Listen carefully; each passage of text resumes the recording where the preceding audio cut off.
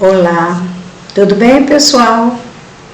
Vamos mais um episódio da nossa série, né? Psicopedagogia em Ação, com a primeira temporada. Hoje é o quarto episódio do TA, com os níveis de suporte na primeira infância, de 0 a 5 anos.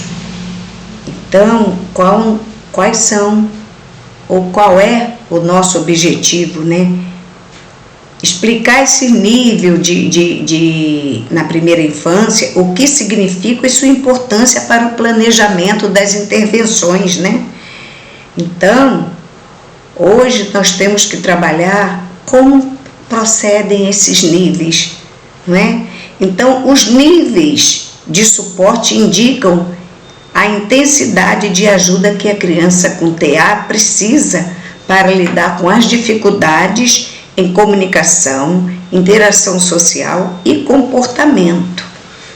Na primeira infância, esses níveis orientam o planejamento das terapias e o apoio à família.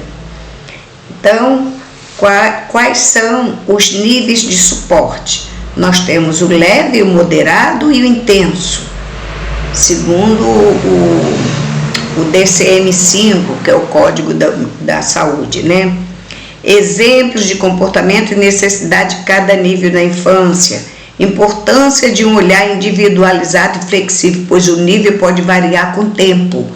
Não quer dizer que o fulaninho é nível 1, o fulaninho aqui é nível 2 e ambos são iguais. Não são iguais, não são iguais. Então não faça comparações. As características, elas podem ser idênticas, mas a forma comportamental, de comunicação, são diferenciadas, porque vai depender de estímulos que essas crianças receberam desde o início de sua vida. A relação entre níveis de suporte e o tipo de intervenção recomendada, já trago. Como a família pode ajudar no suporte e adaptação do ambiente? A família recebe orientação de todos os profissionais e cabe à família seguir com essas indicações, porque é para o bem do filho dele. Então, o que é suporte leve, que nós vamos trabalhar aqui com 3 níveis, né? Lembra? Então, nós temos o leve, o moderado e o intenso, né? Ah, ele é só nível 1, não tem importância. Tem sim, tem que cuidar, tá? Então, eles indicam a quantidade de ajuda necessária para que a criança participe das atividades do dia a dia. Então, entre 0 e 5 anos, os sinais aparecem de forma precoce e variam conforme cada nível. Então, o suporte leve precisa de apoio. Que tipo de apoio? Então, a interação social, como é que é feita? Dificuldade em iniciar e manter interações, mas tenta se comunicar. Mas se alguém chegar e se aproximar, essa criança fala, mas vai depender que o outro inicie essa interação e permaneça, senão eles dão as costas e vão embora aéreamente. Pode brincar com outras crianças, mas de forma limitada ou diferente. Ele pode estar em conjunto, mas não está em parceria. Entenderam a minha fala? Então, ele está ali junto, mas enquanto um está trocando, falando, ele está ali, sabe, sem nenhuma comunicação, nem verbal, nem nada. E ali, ele está ali, mas não está. Às vezes ele está olhando, mas não está vendo, é isso que eu quero falar. Quanto à comunicação, linguagem presente, mas com dificuldade em ajustes sociais. Exemplo, não entende ironia ou regras de conversação, ou seja, são altamente inocentes. E aí, não quero sair daqui de 0 a 5, mas isso, se não for trabalhado, perdura, viu, gente? Comportamentos repetitivos podem estar presentes, mas não impedem totalmente a rotina, entendeu? Impacto entre 0 e 5 anos, quais são? Atrasos leves na fala, dificuldade em brincar de faz de conta, rigidez em rotina simples, né? Às vezes não quer cumprir, ou se você modificar alguma coisa dessa rotina, nossa, vai dar um show. Então, isso tudo pertence ao nível 1, que é o suporte leve, tá? Vamos para o suporte moderado, que é o segundo. Precisa de apoio substancial. Vai gradativamente exigindo essa exigência, ela vai graduando, tá?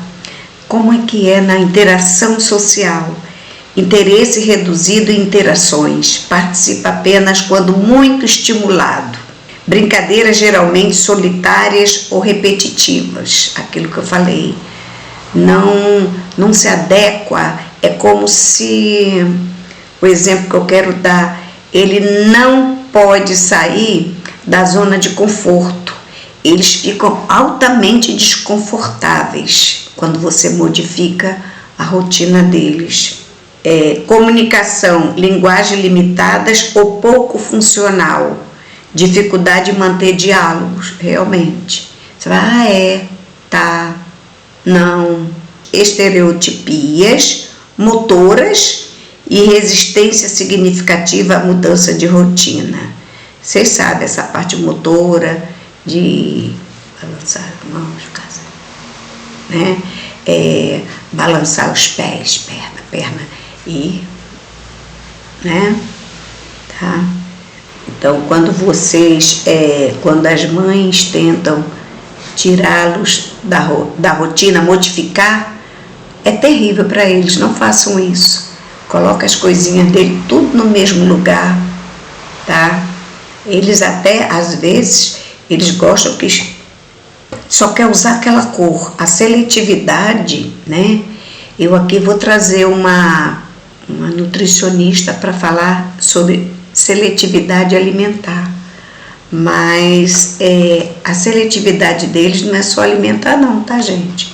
É de cores, é de espessura, de passar a mão, se for áspero.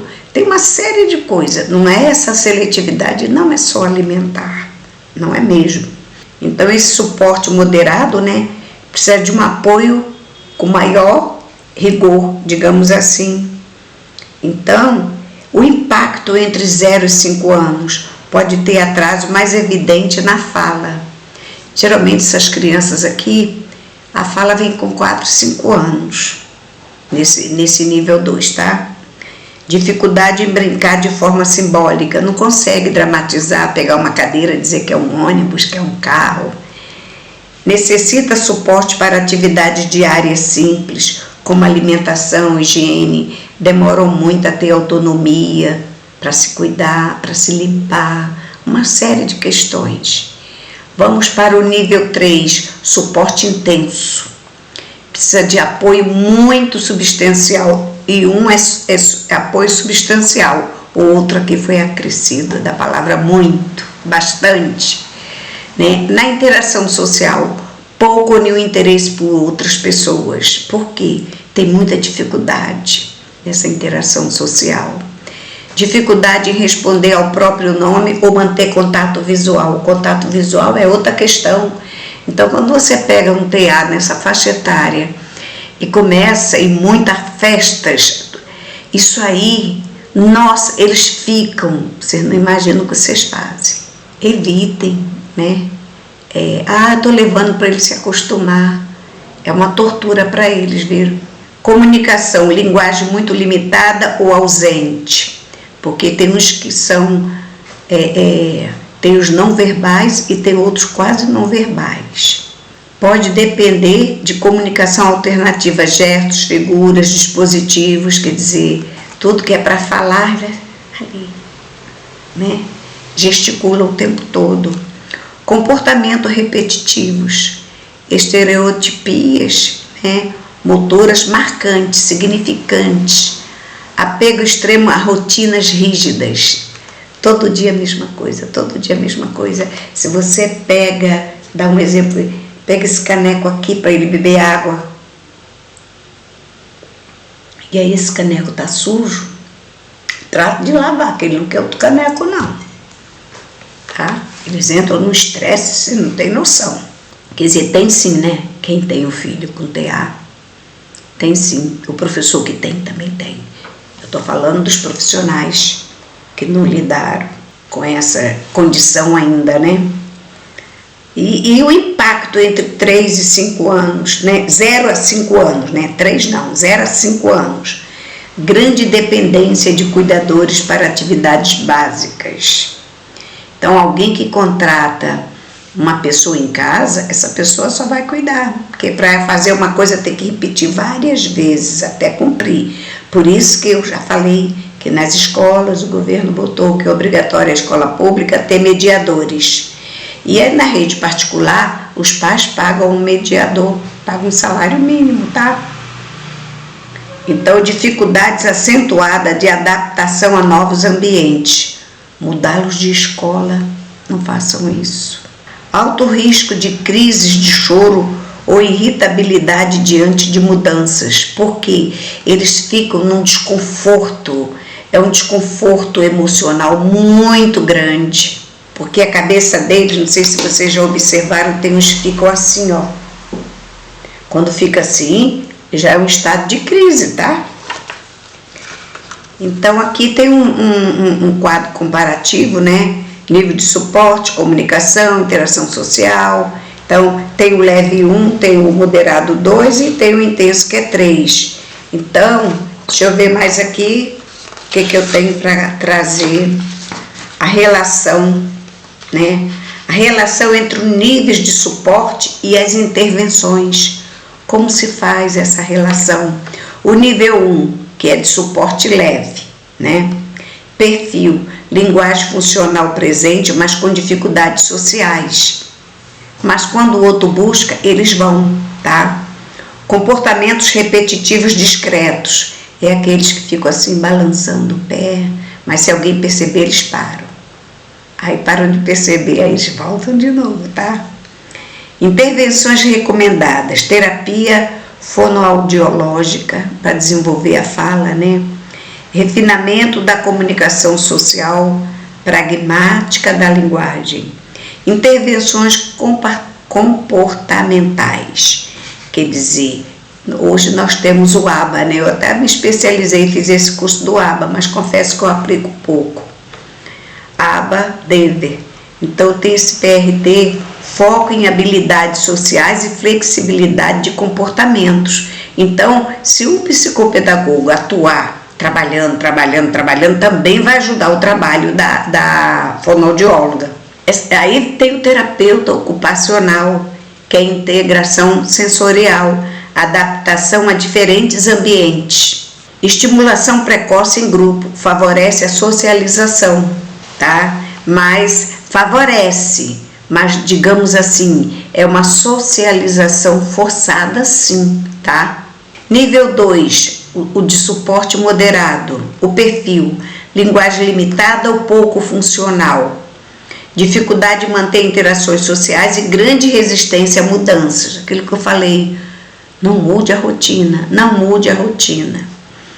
Intervenções recomendadas, aba estruturada, né? A metodologia, ensino sistemático de comunicação, autocuidado e comportamento adaptativo. Fonoaudiologia intensiva, treino de linguagem funcional e comunicação alternativa. Aí vem o gesto de linguagem e outras questões mais, PECs. Terapia ocupacional, treino de habilidade de vida diária, ou seja, alimentação, higiene, motricidade fina. Então, o terapeuta ocupacional também tem muito trabalho aqui. E o apoio familiar, desenvolvimento, orientação de rotina e manejo de comportamentos, né? Cada vez que mudar alguma coisa, explica por que mudou. E a psicologia infantil é o desenvolvimento socioemocional e estratégia de regulação, que é o trabalho do psicólogo. Aí vem o nível 3, suporte intenso, né? O perfil, pouca ou nenhuma fala funcional. Eu falei aqui no início, né? Geralmente são os TEAs não verbais ou quase não verbal, né? grande dependência para atividades básicas, quer dizer, autonomia quase nenhuma, estereotipias e rigidez acentuadas, muita resistência à mudança, muito mesmo. As intervenções recomendadas: aba intensiva individualizada de 20 a 40 semanas, olha, conta aí. Foco em comunicação, comportamentos adaptativos e redução de estereotipias. Comunicação alternativa e aumentativa, quer dizer, sistemas de figuras, dispositivos eletrônicos, gestos, eles usam. Fonoaudiologia funcional, treino de compreensão e expressão mímica, quer dizer, vai treinar a mímica para que eles adivinhem, né? Terapia ocupacional diária, treino motor, sensorial e autonomia básica. É lógico que essa terapia ocupacional diária, né, é muito difícil, para quem é da classe média para baixo, imagina pagar isso todo dia, não tem condição, né? Equipe multiprofissional constante, fonoaudióloga, terapeuta ocupacional, psicólogo e neuropediatra, suporte familiar ampliado, treinamento de pais para manter consistência em casa. Ou seja, se o fono faz isso, o fono também vai fazer uma orientação, uma indicação como o pai deve proceder em casa. A psicologia, a mesma coisa, a terapia ocupacional, a mesma coisa, e os outros profissionais também. Então, ou seja, o trabalho dos pais é uma rotina pesada, viu? Pesada. Então, nós temos aqui as sugestões, essas sugestões, né, de ordem terapeuta ocupacional com experiência em avaliação e intervenção na primeira infância, porque às vezes elas são terapeuta ocupacionais de adulto. Então não vale, tá? Por exemplo, se alguém chega aqui, né? Eu sou neuropsicopedagoga e psicopedagoga. Meu campo é de atuação mais na psicopedagogia, mas é lógico que no todo o contexto da minha formação eu trago tudo. Eu preciso dessas ferramentas todas, quanto mais melhor. Então, o que eu faço? Quando eu estou com essas intervenções, eu trabalho com a criança num contexto assim, alguém chega e diz assim, mas é adolescente. Eu falei, eu atendo, mas eu prefiro crianças menores porque eu sei que vai ter efeito. Quando chega adolescente, mais me dá um trabalho e quase eu não consigo nada, tá? Porque geralmente o adolescente tem vergonha de vir a esses tratamentos. Eles vêm forçados, então eles são resistentes mesmo, tá? E aí alguém pergunta, eu digo, eu prefiro criança, porque eu sei que eu vou ter retorno. E se não tiver, é porque a condição ainda não permite, então tu tem que ter muita paciência mesmo, tá? Então aqui, como vocês avaliam o nível de suporte na primeira infância? Observando todos esses dados que a gente colocou aqui, né? E colocando a família para acompanhar cada classificação. Está entendido? Cabe aos profissionais falar, olha, o seu filho tem o TEA, né? Que é o transtorno de espectro autista. Mas ele é do nível 1. O que é nível 1? Pegar, esclarecer, né? Nível 1 é isso, mas precisa de desenvolvimento, porque eu já escutei, ele tem, mas é leve. É nível 1. Mas não cuida não, que você vai ver que vai ficar pesado, tá? Pare com isso, precisa de trabalho sim.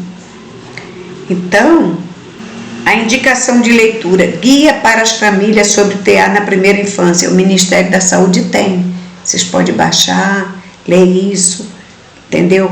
Cada criança é única, o suporte também deve ser. Então, o suporte deve ser de acordo, né? Não vai pegar o que é para o suporte 2, né? O moderado, e pular para o outro, não. Tudo tem uma sequência, porque esses autistas, né? Essa condição, eles vão ficar nessa condição. Então, cabe, se tiver um acompanhamento adequado com esses profissionais, então eles vão viver no mundo deles, na condição deles, que eu já disse, eles são fora da caixinha, mas quem não é fora da caixinha? Ninguém é xerox de ninguém, tá? Então aceitem, cuide, pais e professores. Tem professor que diz assim, não consigo fazer nada com fulano aqui na sala. Consegue sim, ela talvez não tenha conhecimento, mas consegue sim, até porque vai ter o mediador. Mas eu digo de imediato que o mediador, ele não é responsável pelaquela criança. Aquela criança precisa ter empatia e acolhimento da professora dele, porque é a professora dele que ele identifica, entendeu? Que é daquela sala. A mediadora vai criar um outro tipo de vínculo, porque a mediadora, ela faz cumprir as tarefas, porque a professora com a turma não consegue dar conta mesmo, isso eu afirmo. Ela não consegue, porque ele não acompanha. Você fala uma coisa, ele não acompanha, demora, então não tem como. Mas ele tem que entender. Então essa professora, mesmo a mediadora ali cumprindo as tarefas, porque tem que dar uma coisa quando ele acaba, é que dá outra, sabe? E é por muita insistência mesmo, mas aí aquela professora tem que demonstrar afeto por aquele aluno, tem que se aproximar dele. Coloquem sempre a mão. Esse negócio assim, a escola é proibida de botar a mão em aluno. Quem falou isso? Quem criou esse besterol?